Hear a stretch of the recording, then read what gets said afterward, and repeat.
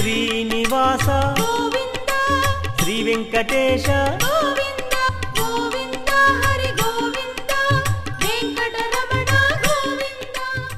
ವೈಕುಂಠ ಏಕಾದಶಿಯಂದು ವೈಕುಂಠದಲ್ಲಿ ಉತ್ತರದ ಬಾಗಿಲು ತೆರೆದು ಶ್ರೀ ವೈಕುಂಠನಾಥ ದರ್ಶನ ಕೊಡುತ್ತಾನೆ ಎಂದು ಪುರಾಣಗಳು ಹೇಳುತ್ತವೆ. ವೈಕುಂಠ ದ್ವಾರದ ಮೂಲಕ ಸ್ವಾಮಿಯ ದರ್ಶನ ಪಡೆದರೆ ಕಷ್ಟ ಕಾರ್ಪಣ್ಯಗಳೆಲ್ಲ ದೂರವಾಗುತ್ತವೆ ಎಂಬ ನಂಬಿಕೆ ಭಕ್ತರಲ್ಲಿ ಇಂದಿಗೂ ಬೇರೂರಿದೆ. ಅಂದಹಾಗೆ ಶ್ರೀನಿವಾಸ ಸಾಗರದಲ್ಲಿರುವ ಶ್ರೀ ಭೂನೀಳ ಸಮೇತ ಶ್ರೀ ವೆಂಕಟೇಶ್ವರ ಸ್ವಾಮಿ ದೇಗುಲದಲ್ಲಿ ವೈಕುಂಠ ಏಕಾದಶಿ ಪ್ರಯುಕ್ತ ವಿಶೇಷ ಪೂಜಾ ಕೈಂಕರ್ಯಗಳನ್ನು ನೆರವೇರಿಸಲಾಯಿತು. ದೇಗುಲದ ಪ್ರಾಂಗಣವನ್ನು ಬಣ್ಣದ ಹೂಗಳಿಂದ ಸಿಂಗರಿಸಲಾಗಿತ್ತು. ದೇಗುಲದ ಮುಂಭಾಗ ವೈಕುಂಠ ದ್ವಾರದ ಮಾದರಿಯಲ್ಲಿ ಸ್ವಾಗತ ಕಮಾನವನ್ನ ಏರ್ಪಡಿಸಲಾಗಿತ್ತು. ಶ್ರೀ ಭೂನೀಳ ಸಮೇತ ಶ್ರೀ ಲಕ್ಷ್ಮೀ ವೆಂಕಟೇಶ್ವರ ಸ್ವಾಮಿಗೆ ವಿಶೇಷ ಹೂವಿನ ಅಲಂಕಾರವನ್ನು ಮಾಡಲಾಗಿತ್ತು. ಸ್ವಾಮಿಯ ಅಲಂಕಾರ ಧರೆಗಿಳಿದು ಬಂದ ಭಗವಂತನಂತೆ ಭಾಸವಾಗುತ್ತಿತ್ತು. ಮುಂಜಾನೆಯಿಂದಲೇ ದೇಗುಲದಲ್ಲಿ ವಿವಿಧ ಧಾರ್ಮಿಕ ಕಾರ್ಯಗಳು ನೆರವೇರಿದವು. ಇನ್ನು ಉತ್ತರಾಭಿಮುಖವಾಗಿ ಸ್ವಾಮಿಯ ಮೂರ್ತಿಯು ಇರುವುದರಿಂದ ಎರಡನೇ ವೈಕುಂಠವೆಂದೇ ಈ ದೇಗುಲ ಹೆಸರುವಾಸಿಯಾಗಿದೆ. ಇನ್ನು ವೈಕುಂಠ ಏಕಾದಶಿ ಪ್ರಯುಕ್ತ ಚಿಕ್ಕಬಳ್ಳಾಪುರ ಮಾತ್ರವಲ್ಲದೆ ದೂರದ ಪ್ರದೇಶಗಳಿಂದಲೂ ಸಹ ಸಹಸ್ರಾರು ಭಕ್ತರು ಗೋವಿಂದ ನಾಮಸ್ಮರಣೆಯೊಂದಿಗೆ ಸ್ವಾಮಿಯ ದರ್ಶನ ಪಡೆದು ಭಕ್ತಿ ಭಾವ ಮೆರೆದರು.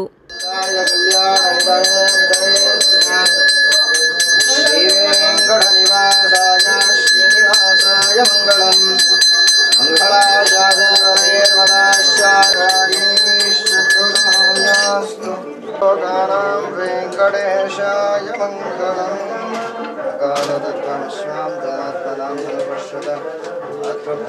ರೂಪಾಯ ವೆಂಕಟೇಶಾಯ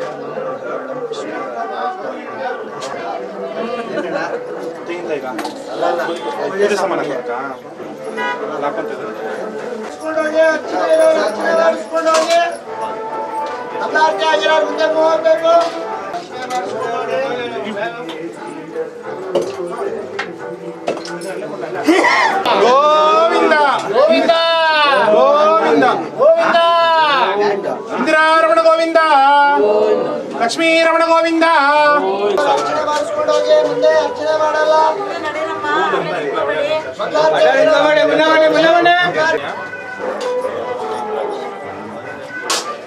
అవును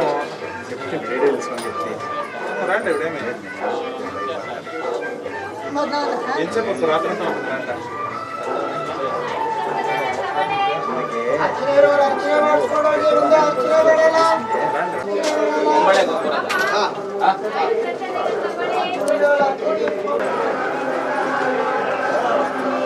ಬರ್ತಾ ಇರ್ಬೇಕು, ದೇವ್ರ ದರ್ಶನ ಮಾಡ್ಕೊಂಡು ಬರ್ತಾ ಇರ್ಬೇಕು.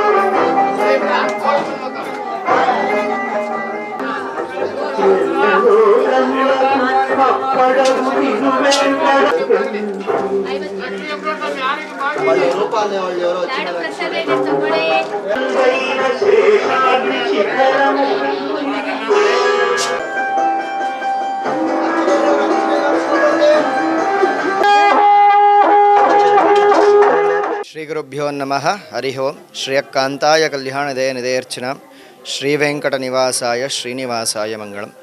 ಶ್ರೀ ಕ್ಷೇತ್ರ ಶ್ರೀನಿವಾಸ ಸಾಗರ ಶ್ರೀದೇವಿ ಭೂದೇವಿ ಸಮೇತ ಲಕ್ಷ್ಮೀ ವೆಂಕಟೇಶ್ವರ ಸ್ವಾಮಿಯವರ ಸನ್ನಿಧಾನ. ಇವತ್ತಿನ ದಿವಸ ವಿಶೇಷವಾಗಿ ಇರ್ತಕ್ಕಂಥದ್ದು ಏನಪ್ಪ ಅಂತಂದರೆ ವೈಕುಂಠ ಏಕಾದಶಿ ಅಂತ ಹೇಳಿ. ಇವತ್ತಿನ ದಿವಸ ಸ್ವಾಮಿಯವರಿಗೆ ಅಂದರೆ ವಿಷ್ಣು ದೇವಾಲಯಗಳಲ್ಲೆಲ್ಲವೂ ಕೂಡ ವೈಕುಂಠ ಏಕಾದಶಿ ತುಂಬ ವಿಜೃಂಭಣೆಯಿಂದ ನಡೆಯುವಂತಹ ಒಂದು ಕಾರ್ಯಕ್ರಮ ಆಗಿರುತ್ತೆ. ಇವತ್ತಿನ ದಿವಸ ಬೆಳಗ್ಗೆ ಸ್ವಾಮಿಗೆ ಸುಪ್ರಭಾತ ಸೇವೆ, ನಂತರ ಗೋಪೂಜೆ, ಸ್ವಾಮಿಯವರಿಗೆ ಫಲಪಂಚಾಮೃತ ಅಭಿಷೇಕ, ನಂತರ ಅಲಂಕಾರ, ಸ್ವಾಮಿಯವರಿಗೆ ಪ್ರಾಕಾರೋತ್ಸವವನ್ನು ಮಾಡಿ ವೈಕುಂಠ ದ್ವಾರ ಆಸ್ಥಾನ ಪೂಜೆಯನ್ನು ಕೂಡ ನೆರವೇರಿಸಲಾಗಿದೆ. ಬೆಳಗ್ಗೆ 3 ಗಂಟೆಯಿಂದಲೂ ಕೂಡ ಸತತವಾಗಿ ಸ್ವಾಮಿಯವರ ಪೂಜಾ ಕೈಂಕರ್ಯಗಳೆಲ್ಲವೂ ಕೂಡ ನಿರಂತರವಾಗಿ ನಡೀತಾ ಇದೆ. ಈ ಕ್ಷೇತ್ರದ ಒಂದು ವಿಶೇಷತೆ ಏನಪ್ಪ ಅಂತಂದರೆ ಈ ಕ್ಷೇತ್ರದಲ್ಲಿ ವೈಕುಂಠ ಏಕಾದಶಿ ತುಂಬ ವಿಶೇಷವಾಗಿರ್ತಕ್ಕಂಥದ್ದು. ಏಕಪ್ಪ ಅಂತಂದರೆ ಇವತ್ತಿನ ದಿವಸ ಭಗವಂತ ವೈಕುಂಠದಲ್ಲಿ ಸ್ವರ್ಗದ ಬಾಗಿಲು ಅಂದರೆ ಉತ್ತರದ ಬಾಗಿಲನ್ನು ತೆರೆದು ದರ್ಶನವನ್ನು ಕೊಡ್ತಾನೆ ಅಂತ ಹೇಳಿ ಪ್ರತೀತಿ ಇರತಕ್ಕಂಥದ್ದು. ಈ ಕ್ಷೇತ್ರದಲ್ಲಿ ಭಗವಂತ ಉತ್ತರಾಭಿಮುಖವಾಗಿ ಇರೋದರಿಂದ ಇಲ್ಲಿ 2ನೇ ವೈಕುಂಠ ಅಂತ ಕೂಡ ಕರೀಬೋದು. ಇವತ್ತಿನ ದಿವಸ ಸ್ವಾಮಿಯವರ ಒಂದು ಸನ್ನಿಧಾನದಲ್ಲಿ ವಿಜೃಂಭಣೆಯಿಂದ ಪುಷ್ಪಾಲಂಕಾರ ಮತ್ತು ದೇವಾಲಯವನ್ನು ಕೂಡ ತುಂಬ ಅದ್ಭುತವಾಗಿ ನಿರ್ಮಾಣವನ್ನು ಮಾಡಿ ಅದೇ ರೀತಿಯಾಗಿ ವೈಕುಂಠ ಹೇಗಿರುತ್ತೆ ಅನ್ನೋದನ್ನು ಕೂಡ ನಮ್ಮ ಇವತ್ತಿನ ದಿವಸ ಶ್ರೀನಿವಾಸ ಸಾಗರದಲ್ಲಿ ಎಲ್ಲರೂ ಕೂಡ ನೋಡ್ಬೋದು. ಭಗವಂತನ ಒಂದು ವೈಕುಂಠ ಯಾವ ರೀತಿ ಇರುತ್ತೆ ಅದನ್ನೆಲ್ಲವೂ ಕೂಡ ಇವತ್ತಿನ ದಿವಸ ನಮ್ಮ ಶ್ರೀನಿವಾಸ ಸಾಗರದಲ್ಲಿ ನೋಡ್ಬೋದು. ತುಂಬ ವಿಜೃಂಭಣೆಯಿಂದ ನಡೀತಾ ಇದೆ.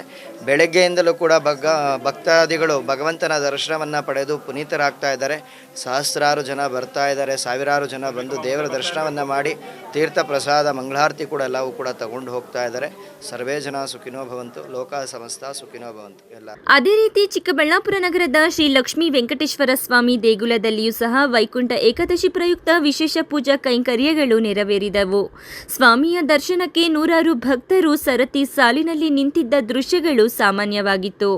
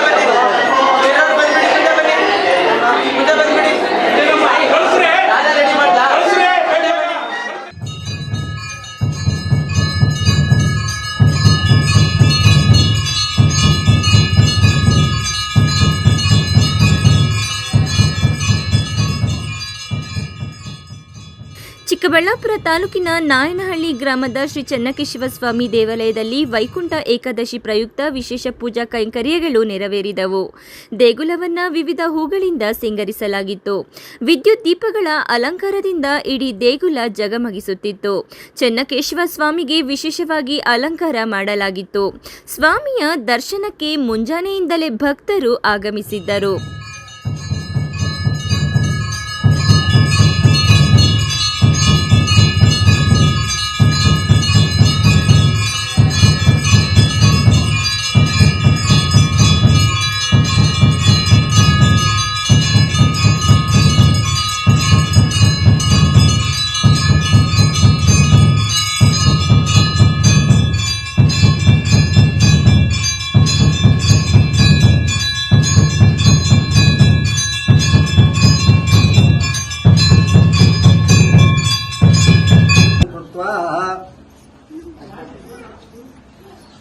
श्रीमन्नारायण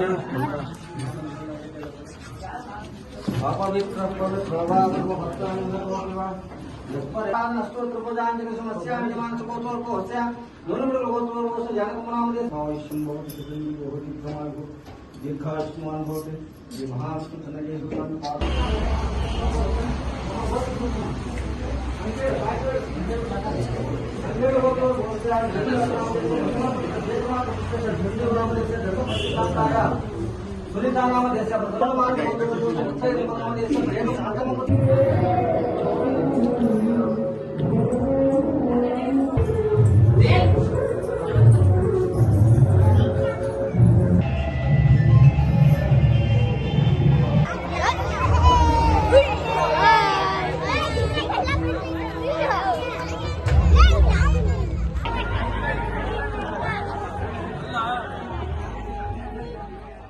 ಒಟ್ಟಿನಲ್ಲಿ ವೈಕುಂಠ ಏಕಾದಶಿಯ ಸಂಭ್ರಮ ಎಲ್ಲ ದೇಗುಲಗಳಲ್ಲಿಯೂ ಸಹ ಮನೆ ಮಾಡಿತ್ತು.